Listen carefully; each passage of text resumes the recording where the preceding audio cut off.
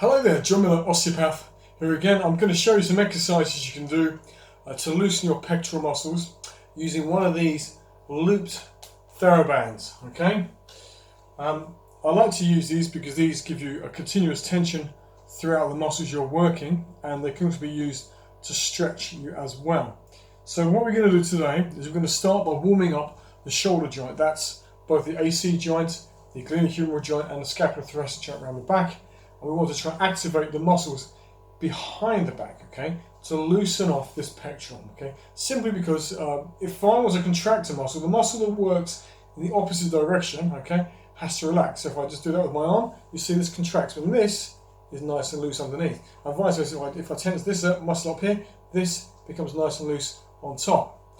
And same thing with the pecs. If you pull your pecs forward and you squeeze them together, okay, you try there pulling the shoulders back, it's not going to work. So one has to relax for the other one to activate, and so we're going to try to switch the pecs off by working through the middle back. So like I said before, we're working the lower trapezius muscles, which come down to this section here underneath the scapula, and the rhomboids, which sit between the scapula, and their job is to pull everything back, and to some extent also the rear delts and the back of the rotator cuff there as well. And when you're doing this, one thing you need to be aware of is to not let the upper trapezius, that's these muscles on top here, rise up too much. The emphasis is always pulling everything down and back, okay? So you want to stick your chest out, okay, by pulling everything back together. So we're going to start off by simply warming up the muscles. So grasp the band, like so, okay, above your head, and just take the arms behind the back, up and down, okay? So we're doing, it's like a front raise at to here, and then we're just letting it drop down and back. So you want to see that from the side. So up and down, try and go as far down as you can.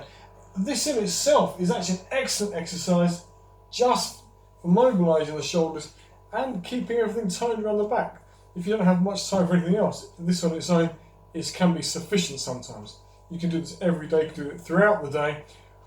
And the best thing about this is, with a band in particular, is if there's a bit of resistance, you can overcome it because it's a bit springy, you see. So it allows for you to contract the muscles as you do it. If you do this, say, with a towel or with a belt, there's no give, okay? It's still good for a stretch, but I prefer a band.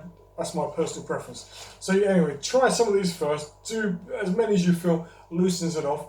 Another way to approach this is to bring your arm above the head this way and round the back there.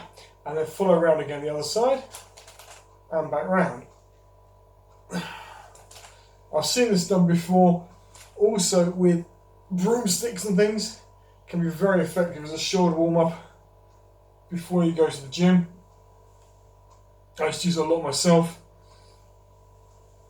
I don't know why I don't anymore. I probably should. Okay.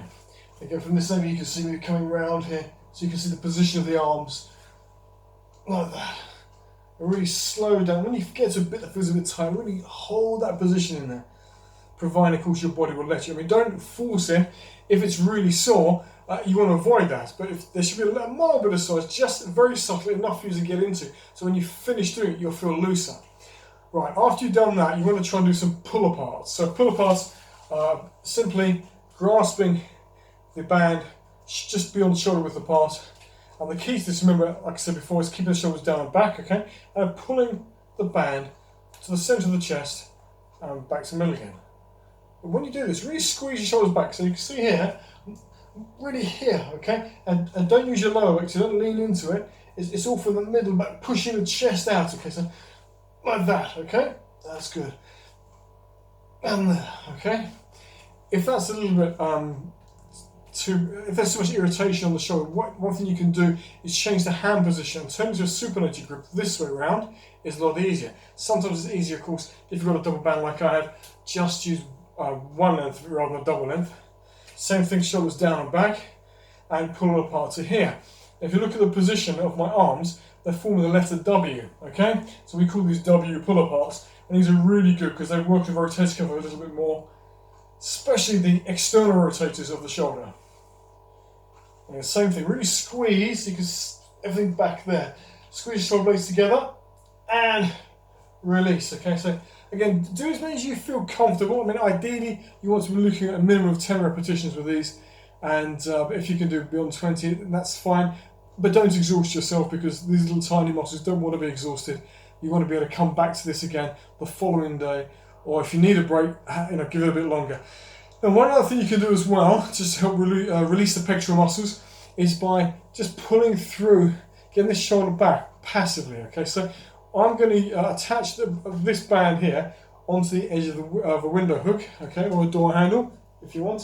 So that's there. You can't see that, I'm afraid, but I've got it attached there now. Okay, and what I would do is I'll then put my arm through here, and I'm going to try and use this here to put pressure in that direction, so it pushes the shoulder back. Okay. And when I do this is I like to bring my hand above my head and put my hand here. Okay. Now you don't want to dislocate the shoulder. Okay. So you want to make sure the force is going through this section here and not up there. Okay. All right. So I like to grasp the back of my neck like so when I do this stretch. I simply walk forward. Okay. So I can feel a bit of a pull. Again, you may want to twist your body as well. So you may want to turn it this way like that. I'll do this from the other side so you can see. Again, getting this into here, into the shoulder, hand behind the back of my neck, and simply walk forward. Okay, you may need to walk quite a way to get enough resistance through there. I've got a couple of different bands. I've got a particularly strong one I usually use for this. This is quite a low power one, so you may not quite get the feeling. And so of course you have to vary the way you're placing it as well. You may want to take it a bit closer inside here. Like that. That's good. But the purpose of that is simply to draw the shoulder back into position. Because what often happens is that the shoulders have a tendency to roll forward out of position, and they put the pecs into a anatomically disadvantageous position that can cause further strain. But yeah, give that a try, see how you go. I'll send you some more videos out using some balls later, and good luck. Take care. Bye.